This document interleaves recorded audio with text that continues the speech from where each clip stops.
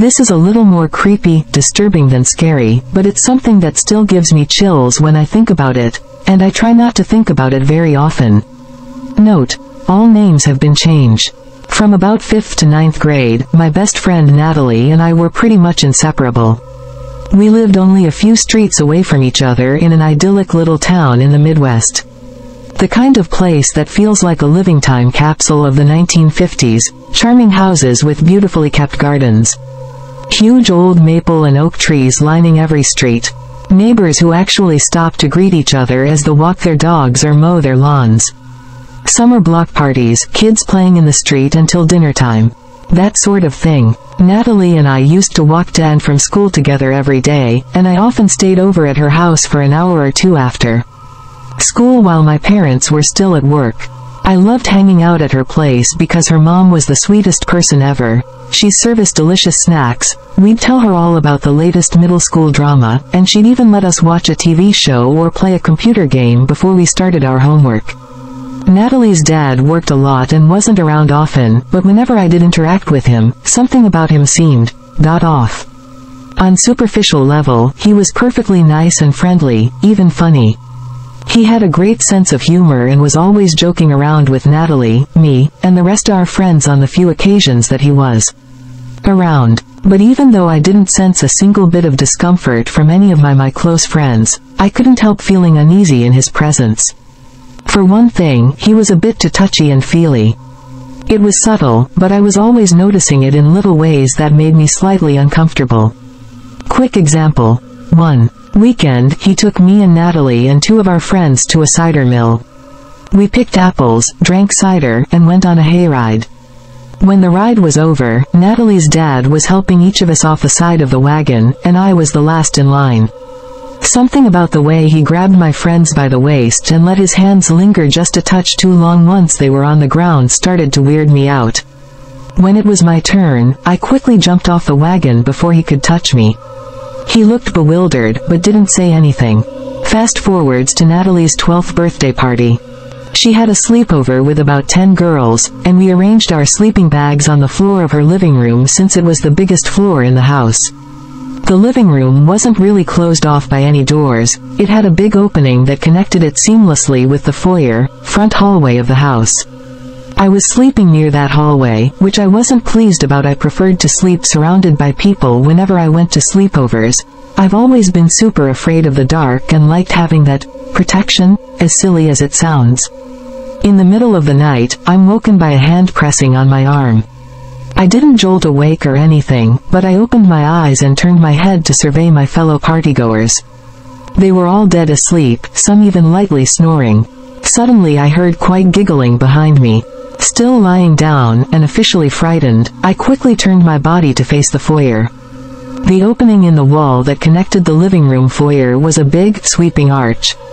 On the right side of that arch, I could just barely see the top of a man's head peeking out from behind the wall, only about 3 feet from the ground. Then I noticed his fingertips splayed out on the wooden floor. He was crouching. It was Natalie's dad. I froze. I honestly had no idea what to do. Was he just kidding around? Didn't it occur to him how creepy this was?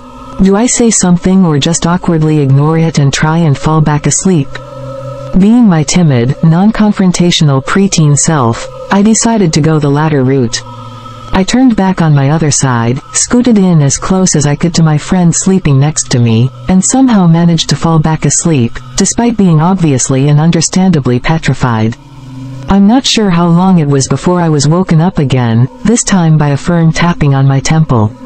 Knowing who it was this time around, I tried my best not to indicate I was awake, struggling to keep my eyes closed and my breathing slow and deep. Again I heard the same stifled giggling. The sound was particularly disturbing because it was almost manic, like he thought this whole routine was absolutely hilarious and he could barely contain himself. Even though it was coming from a grown man, it had all the giddiness of a 5-year-old playing hide-and-go-seek with his older siblings. Yet again, I had no idea what to do. I wasn't sure if he wanted me to acknowledge him, or what. I turned to face the foyer again, and I just barely caught a glimpse of his head and fingers disappearing behind the wall in that same crouched position. More giggling. I quickly turned and scooted even closer to my sleeping friend, partially waking her and causing her to shift around a little bit. I hoped she would wake up completely, but she just turned over and quickly fell back off. As I pulled my sleeping bag tighter over my shoulders, I heard what sounded like someone shuffling on all fours down the hallway. I don't remember how I got back to sleep that night, but somehow I did, and morning finally, mercifully arrived. Natalie's parents made us all pancakes, and her dad was acting completely normal. He didn't pay any particular attention to me, but didn't make a point to ignore me either. Just interacted with me like everyone else, always smiley, jokey and friendly. A couple of months later, Natalie had another sleepover.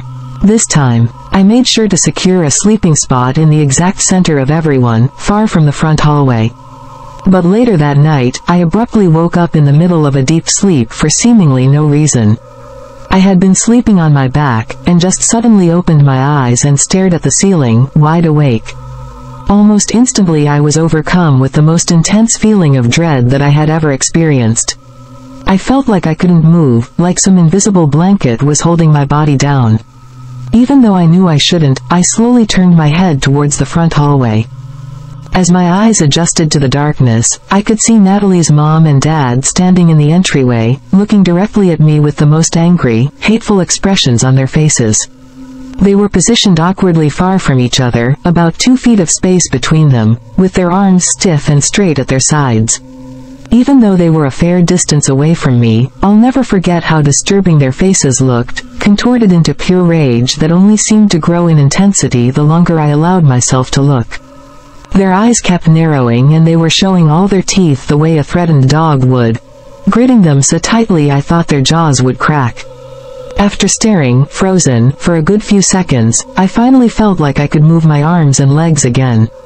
I quickly turned away from them and pulled my sleeping bag high up over my head, shaking. I barely slept that night, but I never heard any noise or movement from the hallway. The next morning it was all homemade pancakes and warm smiles and utter normalcy yet again. I never told Natalie about any of this, as I was pretty sure she would think I was either crazy or trying to prank her. Our friendship quickly faded a few years later anyway, which coincidentally was right around the time her parents got divorced. Recently Natalie and her parents' divorce came up in a conversation with my mom, who told me about a comment Natalie's mom made to her years ago. Back when Natalie and I were still super close, we had actually taken a few small road trip vacations together with our moms. I guess at some point on one of these trips our moms were gossiping about a particularly wealthy and impossibly perfect family that lived in our neighborhood and had a reputation of being somewhat pretentious. Natalie's mom, skeptical about their apparent perfection, said, "Well, in this neighborhood you never know what goes on behind closed doors." The comment is innocent enough, but for me it adds an extra layer of creepiness given what I experienced with Natalie's parents.